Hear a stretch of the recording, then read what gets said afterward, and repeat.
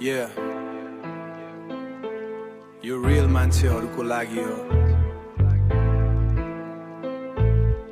फेकहरु टाढै बस। सानोदेखि सँगै हाँसेको त्यो दिन, सपना ठुलो थियो पकेट खाली भित्र। सडकमा हिँड्दा पकेट खाली भित्र, सडकमा हिँड्दा साथ कहिले छुटेन। जे भए पनि ब्रो हामी कहिले झुकेकेन। भोके बस्यो कहिले तर शेयर गर्यौं रोटी, भोके बस्यो कहिले तर शेयर गर्यौं रोटी।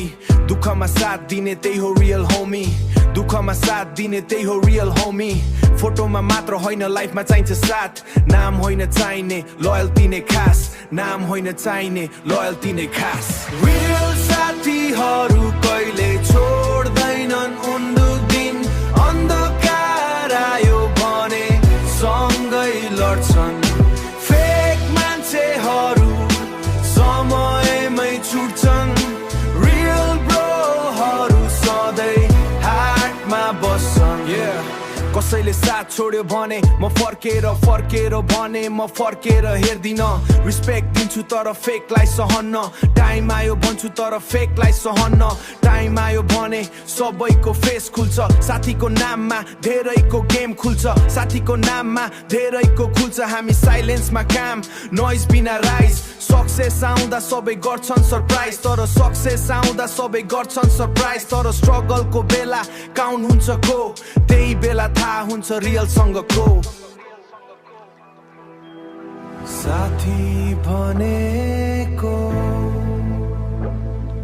स्ट्याटस होइन फिलिङ हो, जसले तिमीलाई नछोड्ने त्यो नै रियल हो। रियल साथीहरु कहिले छोड्दैनन् हिट राइज, जित होस् वा हार सँगै हिँड्छन्।